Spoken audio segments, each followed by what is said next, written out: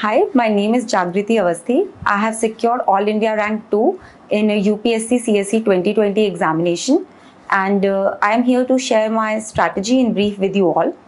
Let us start with prelims stage. I would advise you to anyway study holistically when you are preparing it for the first time, but particularly for prelims, focus on factual information, previous year questions, practice a lot, do a lot of mock test and analyze them. कि आपका mock test में कौन सा subject थोड़ा week हो जाता है, कहाँ पर गेस वर्क काम नहीं करता है, उस तरीके का आप एक प्रॉपर एनालिसिस कर लीजिए. इसके अलावा प्रीलिम्स में आपको मैपिंग वगैरह के क्वेश्चंस आते हैं, तो मैप्स बहुत अच्छे से करके जाने की ज़रूरत है. मेंस की बात करें तो टेस्ट सीरीज़ का रोल बहुत ज़्यादा है उसमें, क्योंकि लिखने की प्रैक्टिस होनी चाहिए और स्पीड होनी चाहिए. जब लिखते हैं तो अपना इंट्रोडक्शन, कंक्लूजन, मेन बॉडी एक प्रॉपर स्ट्रक्चर में लिखिए. आप चाहें तो इंट्रोडक्शन में डेफिनेशन, डेटा या कुछ बैकग्राउंड दे सकते हैं, और जो बॉडी रहती है उसको या तो प्रो कॉन्स अप्रोच अगर क्वेश्चन उस तरीके का है, या कुछ सोशल, इकोनॉमिक, एनवायरनमेंट ऐसा करके टुकड़ों में आप तोड़ दीजिए. कंक्लूजन में एक ओवरऑल सम अप हो, एक आगे के लिए विजन का कुछ दिखे, एक ऑप्टिमिस्टिक नोट लगे, ऐसा कुछ कंक्लूजन लिख लीजिए.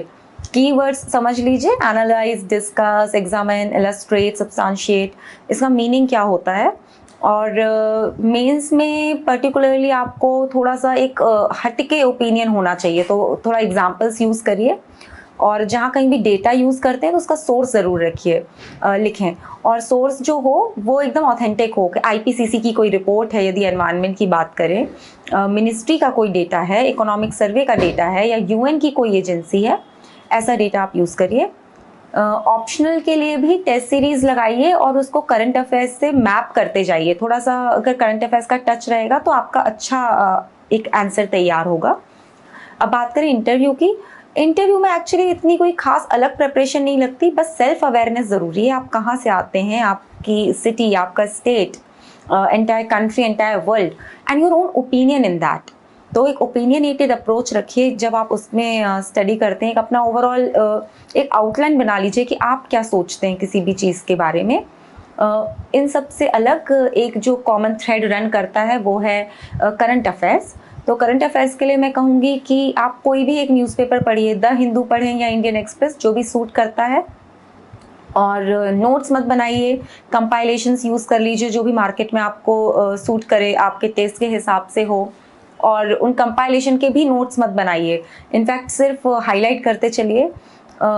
उसके बाद आप करंट अफेयर्स में जब मेंस स्टेज में आ जाएं तो थोड़ा और गूगल कर सकते हैं, कुछ वेबसाइट्स को एक्सप्लोर कर सकते हैं. इसके अलावा करंट अफेयर्स में कुछ ऐसा खास नहीं है.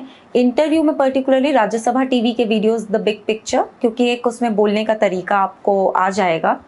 ओवरऑल यही स्ट्रैटेजी है, और तीनों स्टेज में प्रैक्टिस करिए. मैं अपने एक्सपीरियंस से एक चीज़ और कहूँगी कि प्रैक्टिस इतनी मत कर लीजिए कि एनालाइज ना कर पाएँ उस प्रैक्टिस को. So remain calm, remain consistent and strategize a lot. Syllabus should be on your tips, be it optional और GS. And for ethics particularly, I would say keep a very practical approach and how you expect an ethical Indian to be. उस एक point of view से answers लिखिए. चूँकि marksheet अभी बाहर नहीं आई है तो I don't know what worked, what didn't work, but I guess this is what is expected of you in this entire examination. So keep working, keep preparing, work hard and have a very positive, forward-looking attitude. I think if you give your 100% to this examination, definitely you will be able to crack. Highs and lows are a part of this exam, but don't get bogged down. When I left my job, I thought I had burnt my bridges, so there was no looking back. This is what is expected in this exam, and I wish you all the best. May the force be with you. Thank you.